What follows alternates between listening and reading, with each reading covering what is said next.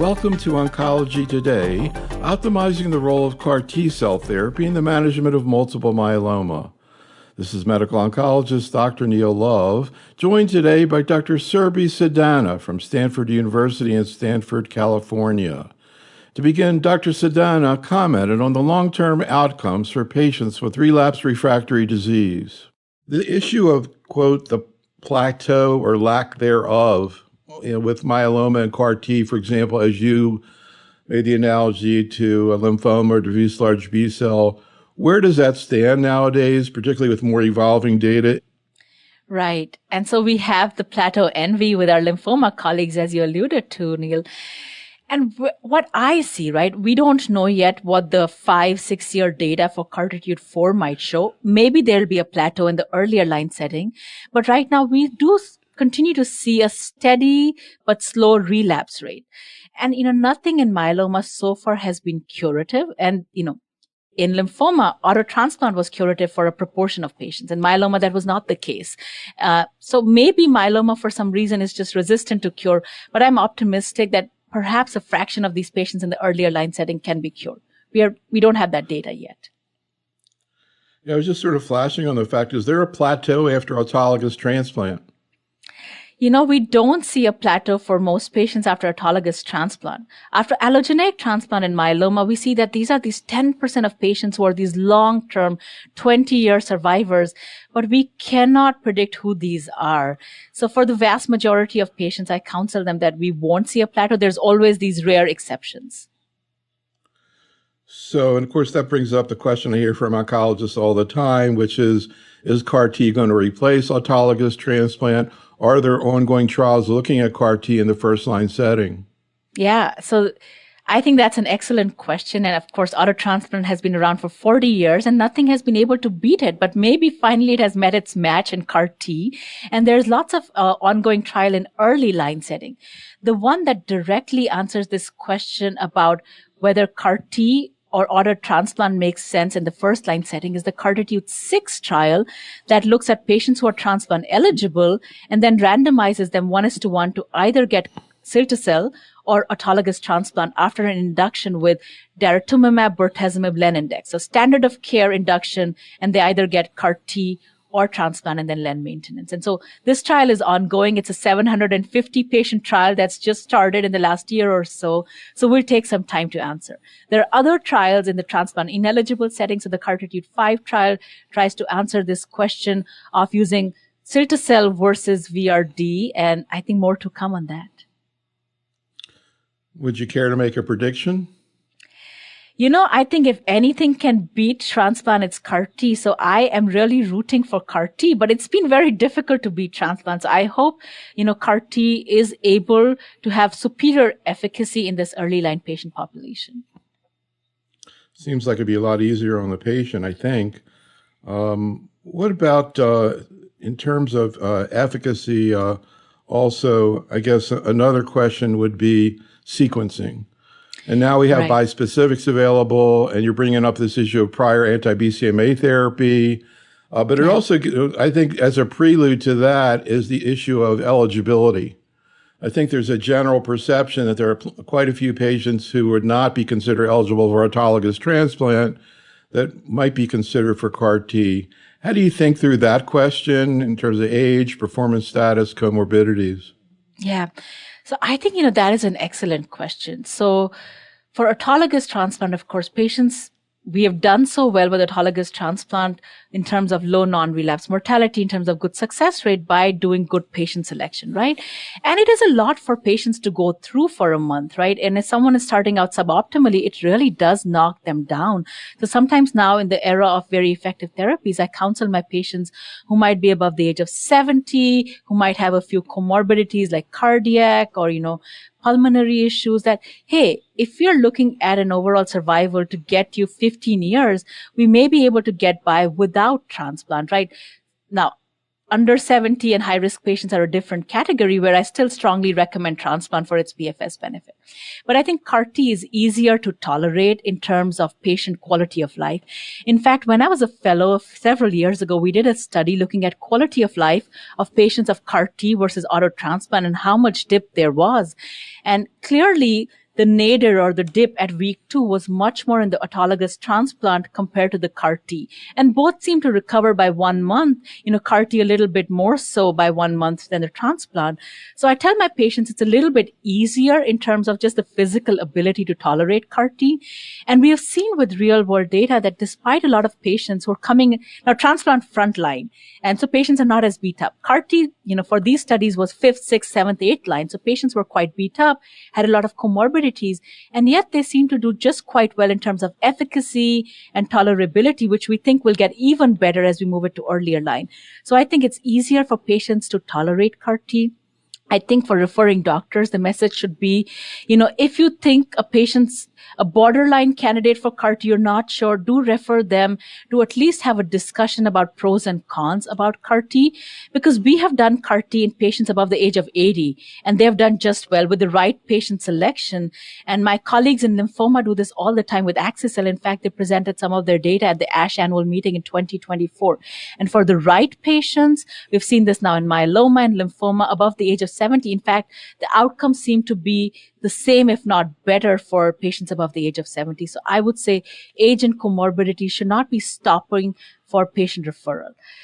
How I think about sequencing, I think, Neil, that's a very interesting question, right? So the landscape is evolving. So what I think now might change in a year from now. But so far, our data tells us if you use CAR T in patients who've had a continuous exposure to a BCMA bispecific or ADC, so the continuous exposure, beats down on the antigen for bispecific, also impairs T cell health, the CAR T may not perform as well.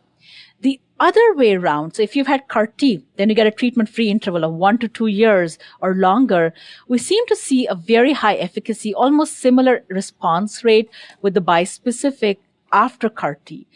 And if I am given a choice, I will try to choose CAR T first for a patient where I can get them to CAR T safely if they're willing to relocate and go through all of the logistics.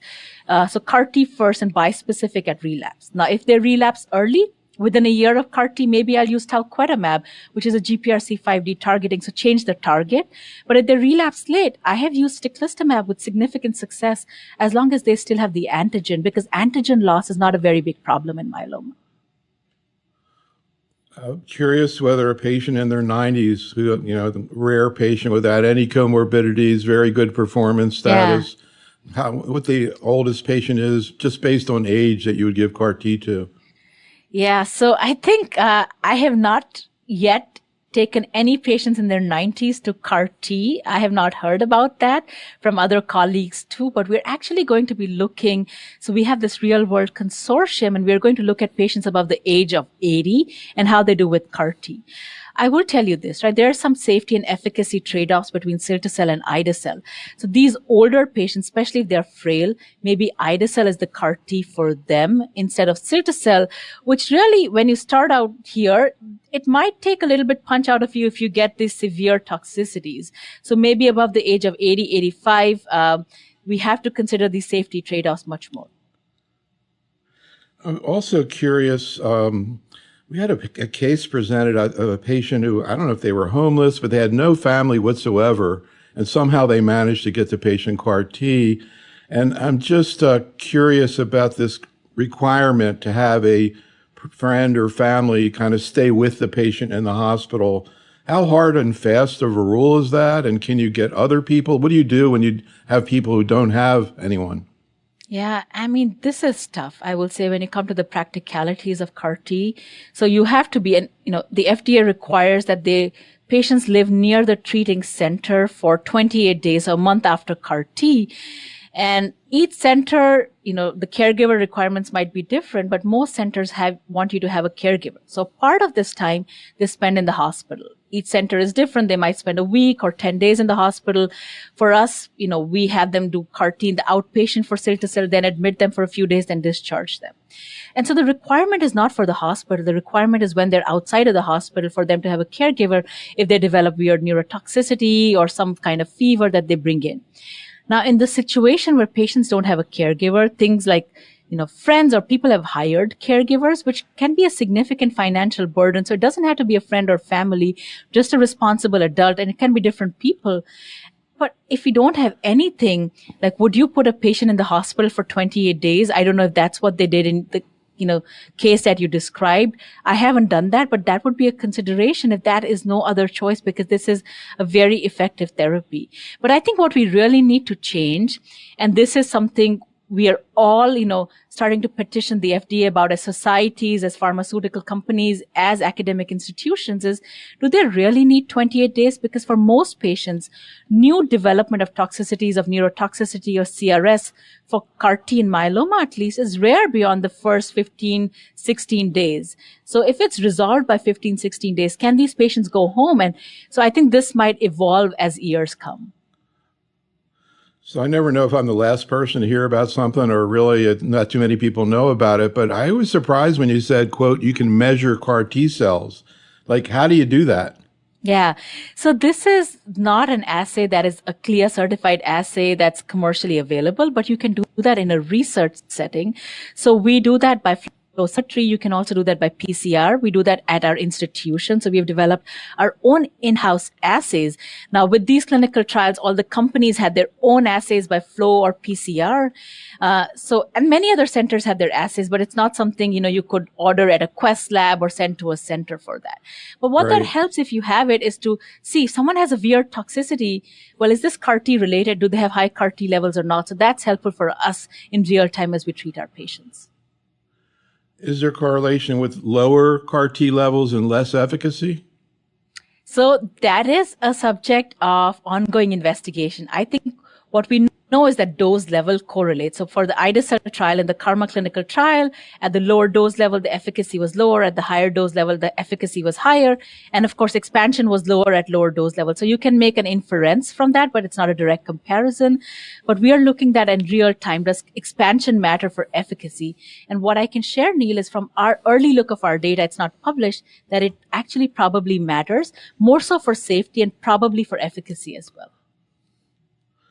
But the question about persistence, we don't know that. You mentioned the issue of comparison, and I was really struck by your study comparing, cilta-cel and ide-cel. Of course, this comes up all the time in oncology. We were just at the San Antonio Breast meeting. They have, multiple CDK inhibitors, multiple SERDs, et cetera, et cetera. So everybody's always confronting this issue of indirect comparison. And I thought it was interesting to see you first go through the data of the two agents or therapies, and then go through your more sophisticated, really cool analysis. I've never seen anything like it. I kind of felt like the eyeball test was almost a bit more effective than looking at your paper, to be honest with you, because when you just see those response rates, you immediately kind of, sort of know what's going on. But I'm wondering how this translates to your recommendations. I don't know how often, there's a time when you didn't have much of a choice. There was a dearth of available CAR T. You took whatever you can get. I think I've heard that things are pretty good right now. So if you're in a situation where you can do either, do you use cilta-cel for everybody? Do you use, what about the issue, as you mentioned, the older patient with comorbidities? And I wasn't the unusual toxicities, I understand, second cancers, but what about just basic CRS and ICANS? Does that seem, both in your experience, your trial, and the data, does that seem different? And who do you recommend which for? Yeah, I think that is a great question, and probably the multi-million-dollar question, right? Which CAR T to use now that the supply has caught up with the demand? In clinic, we could give both. And I think you're also right. The eyeball test we all had, was like, cilta-cel has more efficacy and maybe a little more toxicity. And our analysis just confirmed that in a more, statistically sound way. So the way I counsel my patients is I go through data for both. Clearly the efficacy is better for cilta-cel and the durability is better, but there are some trade-offs for safety, for delayed neurotoxicity. And for some patients, that's a deal breaker. They're like, I have had Parkinson's in my family and I wish not to go through that, especially if we know it's not reversible for sure. And that's a deal breaker. I would take something with less efficacy because I know many things are coming down the pipeline for myeloma. But for many patients, especially if they're young and fit, they're like, I want a treatment-free interval that's as best as it can. It's a small risk. I take risk with everything and I take that chance. So I will counsel my patients. And I think for older, frailer patients, perhaps I'll counsel them more, in terms of the efficacy and safety trade-offs that will really look at the safety trade-offs. But I would say a majority of the patients are getting cilta-cel, but some patients choose ide-cel for the delayed neurotoxicity, and they also choose it for, if they're frailer and older. Whether it's the right thing or not, I don't know, but that's the thing that is happening in most of our clinics right now. Also, I was going to ask you, in terms of this GPRC5CD CAR T, do you see the same kinds of issues toxicity-wise that you see with the bispecific talquetamab, like the taste things and stuff like that? Yeah, so it's very interesting. So the target is the same, but the toxicity profile appears to be a little bit different whether you target the same thing with a CAR T versus a bispecific. So we see less taste and skin changes, and even when they happen, they're more transient because the CAR Ts probably go up and they come down in terms of persistence, whereas with talquetamab, the persistence is more long-term. So we see that the taste and skin changes happen more often and they persist for several months. So that's less of an issue with CAR T. What we do see is the cerebellar signal, is that 10% of patients get this non-ICANS neurotoxicity with balance issues, gait issues, which we didn't see with the talquetamab clinical trials. Now, we're seeing some case reports here and there with talquetamab when it's used in the post-marketing setting of that. So it might be more common with CAR T. Maybe they penetrate the CNS better compared to a bispecific antibody. So some differences. Can you talk a little bit about what you recommend in terms of follow-up in the community setting of patients who've had CAR T? First of all, in general, in terms of what to do in terms of infection, IVIG, et cetera, but then also in terms of specific issues, for example, the Parkinson's and cranial nerves. Like, do you recommend sort of a screening questions, or how do you follow these patients up? Yeah. I think it's a real responsibility on the CAR T center to educate both the referring providers and the patients, almost like a survivorship document. And so, of course, we have to monitor for relapse. That is very common. So every month, these patients should have labs that look at both the myeloma labs as well as any risk for hypogammaglobulinemia and blood counts. So if patients have hypogammaglobulinemia, so IgG less than 400 milligram per deciliter, in my practice, I give them IVIG as needed. And for some patients, and that's few patients, but despite having good IgG levels, if they're having recurrent infections, I might still give them monthly IVIG. And this is usually done at the referring doctor's clinic, so they don't need to come back to the CAR T center for that.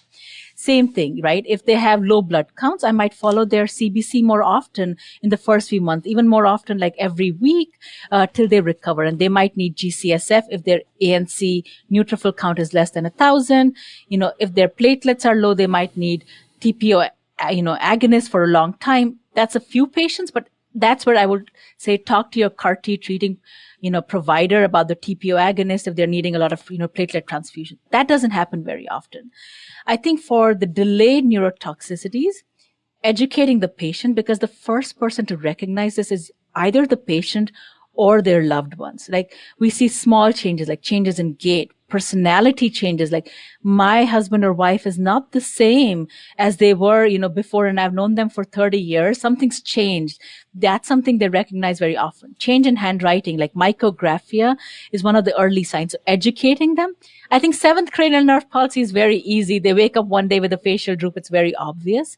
But I think talking to the referring doctor that when this happens, really call the CAR T center, and that might be worth sending the patient back for a visit to see how we can co-manage this patient, because these are something, that's not very common. This is something that can have some nuance in terms of management. The one other thing I did not mention is we are seeing colitis after CAR T cell therapy. So after BCMA targeted CAR T cell therapy, we put out reports from our real world consortium. It's rare. It was not seen in the clinical trials. And it's seen both after ide-cel and cilta-cel, the more commonly after cilta-cel. And patients might present weeks and months later with profound diarrhea and no underlying cause, right? You've ruled out infectious causes. You've done a colonoscopy. They have some inflammation, might look like IBD, but it's not IBD. In fact, sometimes it might say, oh, this looks like graft versus host disease, but the patient's never had an allogeneic transplant. And so the way we have to treat them is with a lot of nuance, with IBD targeted drugs and sometimes immunosuppression. So that's another time, when you have a lot of diarrhea or these unusual things, to send the patient back.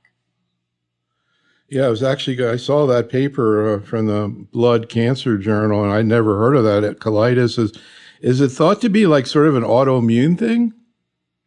Yeah, so it's either autoimmune or CAR T, CAR T cell driven immune. And I Right. can describe like a patient of ours where we saw this colitis, which ultimately turned out to be a T cell lymphoma.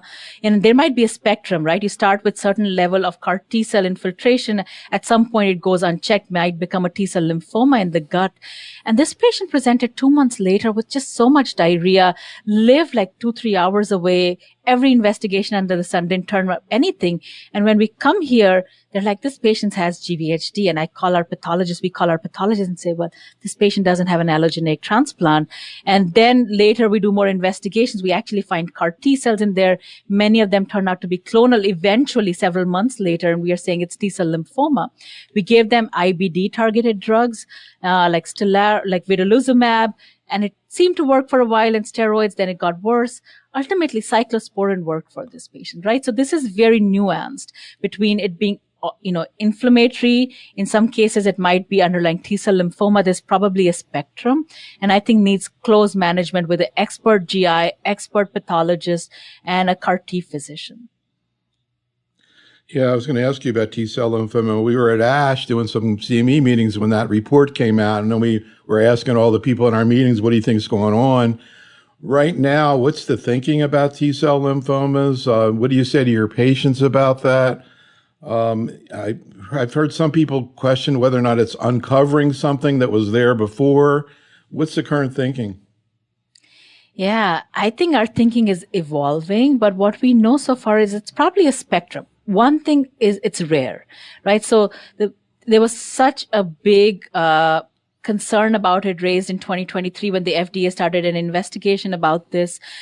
And it does happen, but it's rare, right? And it might be two things. Somebody's already predisposed to it, and they might have clones already at low levels.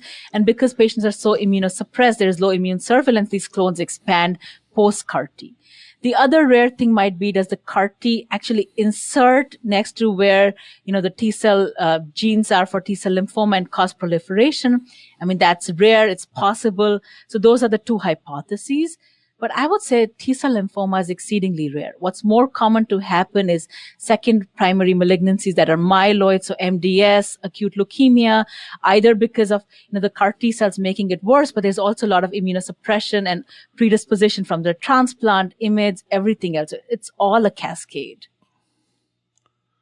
Yeah, I was curious from a practical level what you say to an educated patient. I'm sure you've had physicians, you might have had oncologists who were patients who really could understand the data.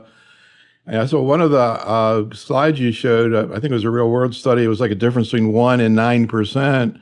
What do you say in terms of, if they say, can you give me a number? What's the chance you think that it's something that I might get a second cancer? And how much of a difference is there between the two products? Right. And so I think we have to take that with just again, understanding that the follow-up or survival is different between cilta-cel and ide-cel. That was actually data from the clinical trial. And the cilta-cel patient where the median PFS is 3 years, and ide-cel where it's 9 months. So, patients with cilta-cel are living longer, so have a more opportunity to develop second cancers, right?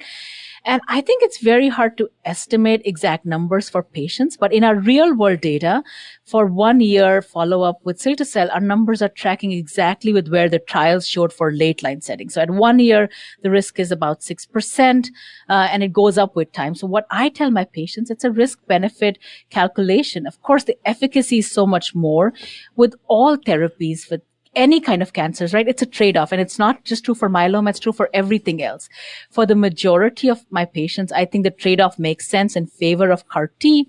I think the one place where it really is a true trade-off. So when you are, DARA refractory after 2 prior lines of therapy, you've seen all, 3, 4, 5 drugs for myeloma, then I think the trade-off totally makes sense. I think where the trade-off needs to be discussed is in the second line setting. So after 1 prior line of therapy where cilta-cel is approved, and for Len refractory patient. Now somebody got VRD, bortezomib, Lendex, transplant and Len, and they're relapsing and they've not seen DARA yet.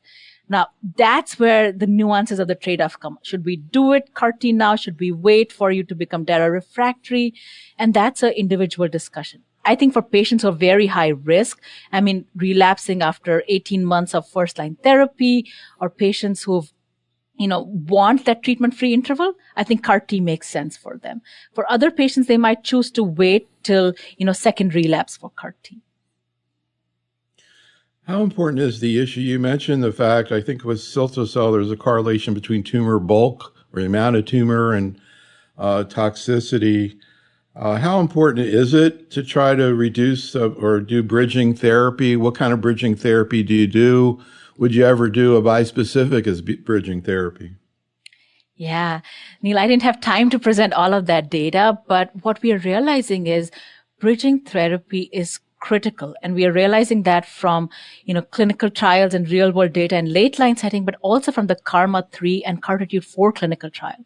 So many patients in this early line clinical trials where you would think it would be so easy to take patients to CAR T, manufacturing time is 4 to 6 weeks. There was a significant dropout in the CAR T arm in both the CARTITUDE-4 trial and the KarMMa trial, to the point that it caused an initial detriment in the CAR T arms because many patients couldn't even reach to CAR T. This was the topic that led to an ODAC with the FDA when they were considering earlier line approval last year in March. And what turns out is bridging therapy is critical. So in my opinion, effecting bridging therapy, because many of these patients couldn't get to CAR T. Why? Because they were progressing before they ever got to CAR T. And if you gave them CAR T when you go into disease progression in these early line trials and also in late line setting, they have a lot of toxicities. They had poor, dismal outcomes in terms of efficacy, and many of these patients, died from toxicity or rapid progression. So important, very important, cannot emphasize this enough. The most important thing is effective bridging.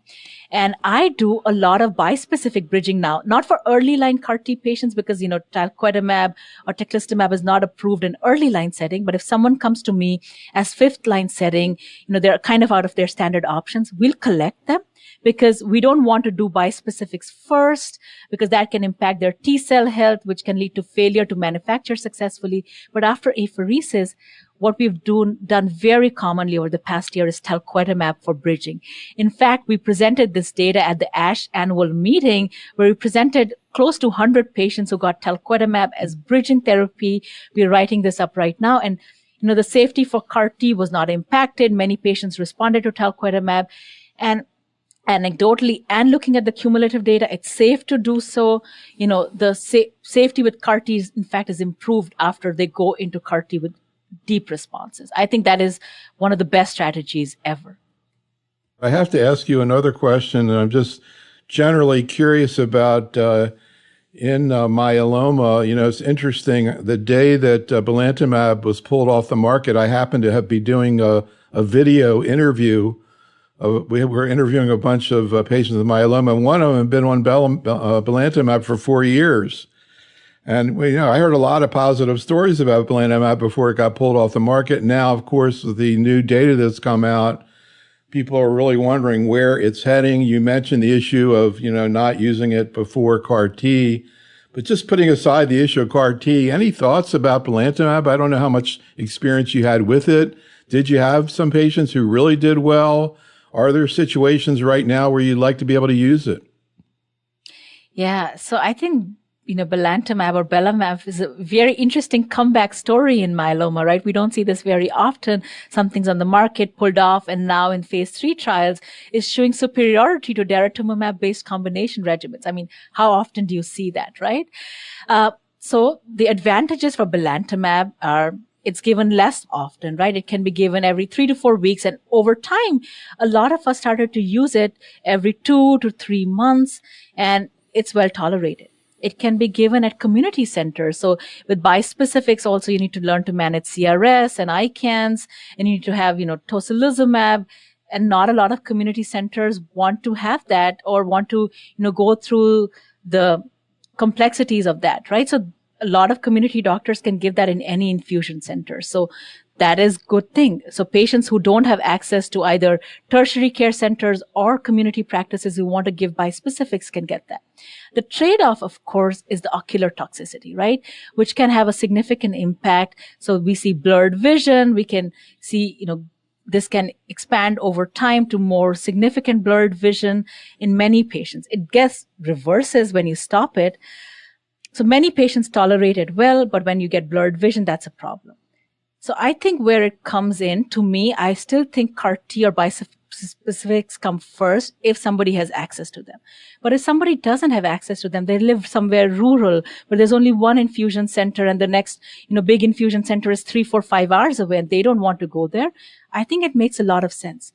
Outside of the US, where you may not have availability of CAR T like we have in the US, even bispecifics are not available, maybe it makes a lot of sense. But from a pure efficacy standpoint, I think, CAR T and bispecifics are still more efficacious. I think they should be used first, but when it's not available or a patient doesn't want to travel, far away, I think that makes a lot of sense. And some people can be okay on it every 3 months, for example. Sometimes, though, it's just so hard to get a real feel for how effective a drug is. You can imagine, we talk about antibody-drug conjugates all the time in solid tumors.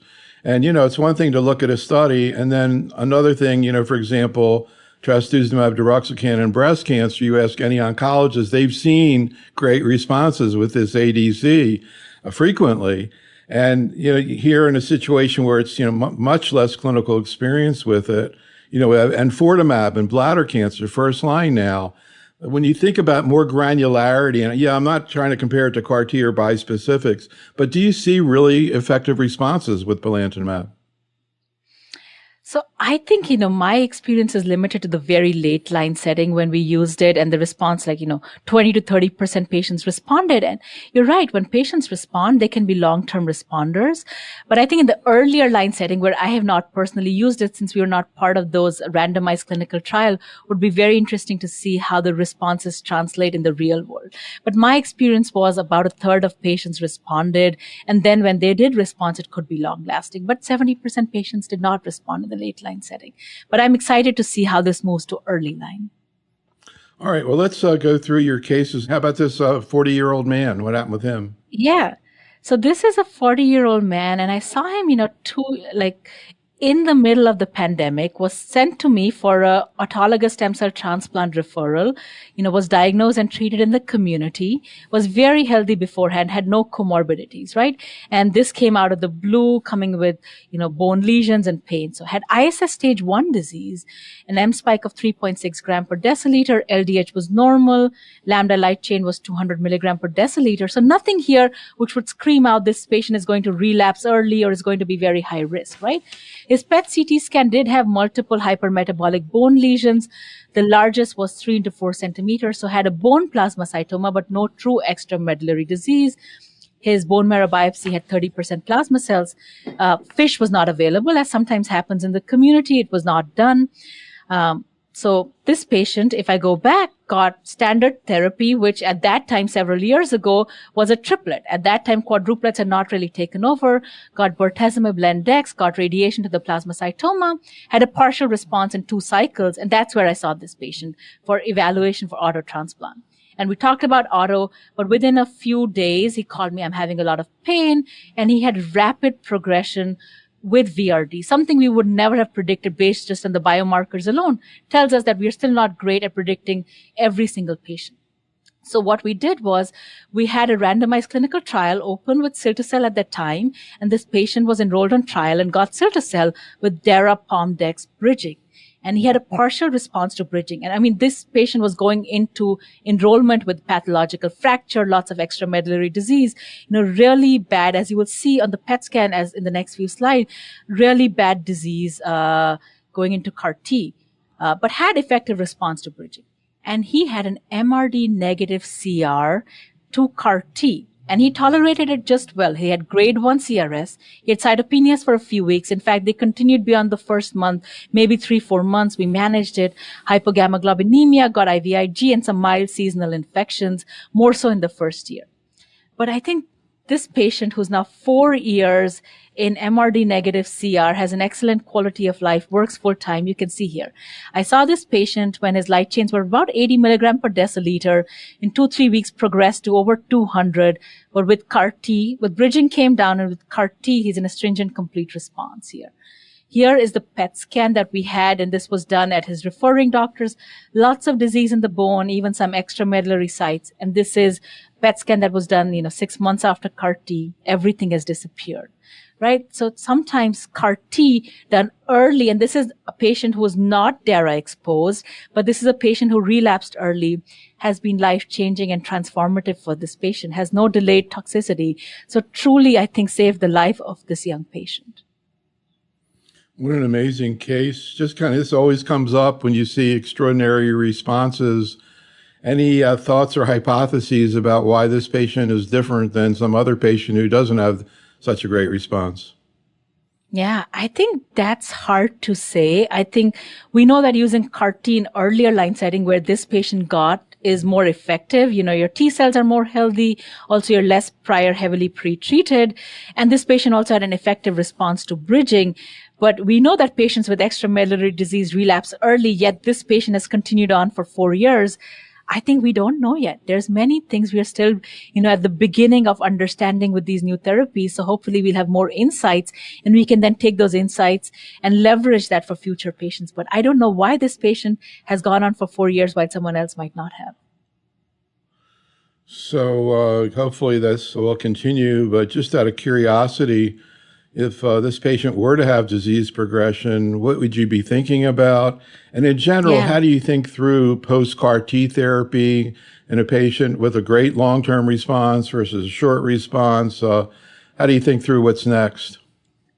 Yeah, I think that's an excellent question, right? So it really depends on what line of therapy they're in. So for, this is an early line patient. So let's talk about this patient first. So, if this patient were to relapse, he's done so well with one and done CAR T therapy. I mean, somebody with young kids, a full-time job. I would like to take him to a clinical trial of a different CAR T cell therapy available in earlier line, right? To give him the same quality of life benefits his T cells should have recovered by now. Of course, we also have our standard of care options of DARA carfilzomib dex, DARA POM dex, all of that is there for this early line. But I would really like to see if I can do another CAR T in a clinical trial for early relapse, or maybe even ide-cel if we can't, because this was cilta-cel. For if this was late relapse, right? And if this patient had an excellent response, again, I would look for a clinical trial for different CAR T. But if a clinical trial were not to be available, I think bispecific antibodies would be a great option for this patient as T cell health has recovered. And here I would use a BCMA targeted bispecific antibody because it's been so long. You mentioned a couple of newer CAR T preparations or products, Arlo-cel and anito-cel. Can you just sort of broadly characterize them and about how they work, what we know about them, and whether or not there's a potential advantage as being the first CAR T to be used? Yeah, so, excellent questions. Anito-cel targets BCMA. So it's another BCMA targeted CAR T. So you'll ask, what's the difference? It's structurally very different than either ide-cel or cilta-cel. So ide-cel, going into technicalities, is mouse-derived, has a scFv, so it's a long structure sitting on the lymphocyte. Cilta-cel is camelid-derived, so llama-derived, actually targets 2 BCMA epitopes, the heavy chain, and this one is synthetic. So it's not derived from any, animal model. It's synthetic, designed in the lab, is very small. So the CAR T targeting part, the CAR T is actually very small. So theoretically, the hypothesis is it expresses better. You could have more CAR receptors on every cell. It's more, more predictable. But again, the proof is in the pudding. And what we saw at the ASH meeting was, yes, the response rates were quite high, 98, almost 100% response rates with anito-cel. So they presented 2 sets of data, one with their phase 1 study of about 38 patients that has a follow-up now of 3 years, the other with their phase 2 study of almost 100 patients, and the follow-up is short. So the early study, the follow-up shows 2.5 years PFS, but no delayed neurotoxicity, something that we need to be watchful for with cilta-cel. So that might be the potential benefit, is that the response rates can be quite high. The PFS can be, with cilta-cel, we saw 3 years. This is 2.5 years, but no delayed toxicity. And that's maybe holding true in the, phase 2 study as well. We need to see data. So that's the advantage. So if that truly holds true, if efficacy is similar, we might want to use that more in patients who are worried about delayed neurotoxicity, because that takes that trade-off away, right? What we also know is that even though BCMA is BCMA, these might actually work very well even against the same BCMA because they target different epitopes. So I would hypothesize someone's relapsing after cilta-cel, Anito-cel, if we have that available either in a clinical trial or FDA approved, will work quite well because it targets a different region in the BCMA, right? So I would like to use different CAR Ts for these patients. Arlo-cel targets a completely different protein, GPRC5D, which, as you mentioned, is the target of talquetamab, right? And here, this was a study done in late line setting, and half of the patients had received prior BCMA-directed therapy, the other half had not. And the median progression-free survival was 18 months and was similar in prior BCMA and non-prior BCMA-directed therapy patients, which was very impressive to me. Again, the trade-offs are there's some non-ICANS cerebellar toxicity with balance issues, which may be reversible and some may not be reversible in other patients, is what I took away from that ASH presentation. So before we hear about your other case, just kind of curious about what you've observed. You know, this patient you just presented had hardly had any treatment, and now hadn't had any treatment now in several years. But I guess much more typically, these patients have had a lot of treatment and been living in the oncology office, and all of a sudden don't need to come back very much. Just kind of curious what you've observed, how that's played out, how you see it affecting quality of life of patients. Oh, I cannot emphasize enough, Neil, how these patients love that treatment-free interval and the quality of life. You know, the first couple of months, even when they go back, there's more blood work, everything. But beyond that, if you don't have delayed toxicities, it's once a month blood work, maybe see your oncologist every 3 months, go see your referring provider every 3 to 6 months. So really, they can travel as they could never before. They can spend time with family as they could never before. It is an amazing quality of life difference, and it's one of my best clinic visits because we don't have that luxury in myeloma, as you said. All right, let's hear about your other case, a 52-year-old man. Yeah, so I wanted to present 2 different cases, as you said, right? This is more typical when patients have had years and years of therapy and they come to CAR T, quite late. So this patient was diagnosed 15 years ago. At that time was 52. When I saw him, he was in his 60s, but that time was diagnosed at the age of 52 with ISS stage 1 disease. We don't have FISH, but we had FISH, didn't really show much, but the complex cytogenetics were there. And so got traditional therapy with bortezomib len-dex triplet, auto transplant, len maintenance, got 2 years from this, stopped for a little bit, then progressed, got len at higher dose and dex, did well for 3 years, and then had everything else under the sun that's, approved for myeloma. Carfilzomib, Darapom-dex, Elo-len-dex, and was then sent for a clinical trial because this was the time we had no FDA-approved CAR Ts in myeloma. We had a clinical trial of an allogeneic BCMA-targeted CAR T. It was investigational. He had a partial response, but progressed very quickly at 1 month. And then we gave him Dara-selinexor-dex, got 4 months, and then it's progressing. So then comes to us, is in my clinic already, and I'm talking to him. We had limited option. That's the time we don't have bispecific antibodies approved. That's the time where ide-cel had just become approved in the market. And there was tremendous excitement, even though, we are not seeing a plateau, but what we saw was twice what we saw with historical therapy at that time. So I talked to him about standard of care ide-cel as a commercial CAR T. And we had very little data about how one CAR T would do after another CAR T, 6 months after. But I was convinced that it was not because of BCMA. We checked BCMA, in our lab. He was positive. I thought it was probably because the allogeneic CAR T cells didn't last long enough. His body rejected them. And he has done so well. So he tolerated treatment very well, just grade 1 CRS, got tocilizumab. But he went into MRD negative CR at 3 months post CAR T, was ongoing for 3 years, as you would see on the right-hand side with his free light chains, going up and down. The down first is with this allogeneic CAR T, then went up again, then has really stayed down with ide-cel for almost 3 years. Now in December I saw him 2 months ago, it's going up a little bit. Free light chains are 4 milligrams per deciliter in lambda. And we are starting to talk about what do we do next now for him? Do we do bispecifics? Do we do CAR T? But this is the kind of patient who for the first time in their life at a treatment-free interval loves the quality of life CAR T gave him and is talking to me, is there an investigational CAR T he can do? So that's what we are considering when he truly progresses. We're watching him very carefully right now. Really interesting. What do you think you're going to do? If you were a next clinic visit shows up and really needs to be treated, what would you be thinking? Yeah, so we have investigational trials of dual targeting CAR Ts. So that's something I would like to do if he's trial eligible.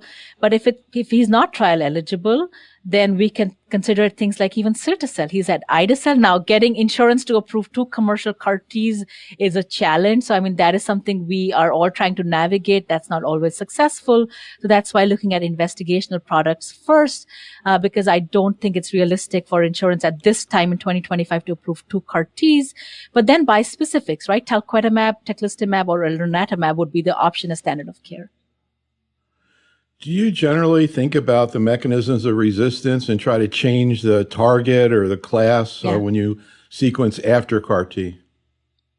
Yeah, I think about that a lot. We can get some data from our lab, whether it's from our clinical lab or from our, research lab about the target. So we do look for BCMA expression. It can be quite heterogeneous. What we've seen is if people relapse, BCMA expression does go down, but it's very variable. Some can have dim, some can have very high. If you have dim or no expression, we know that you're probably not going to respond to BCMA targeted therapy. If you have high expression, you still may or may not respond, but not having it is an exclusion for next BCMA targeted therapy. So I try to use that, right? And what I try to see is someone's relapsing after bispecific. We know that another bispecific may not be as effective, but sometimes we don't have a choice because of T-cell exhaustion. So we do think about that. So if someone's relapsing early, so if this patient had relapsed within 6 months, I would have chosen a GPRC5D target for him, not BCMA. This concludes our program. Special thanks to Dr. Sidana, and thank you for listening. This is Dr. Neil Love for Oncology Today.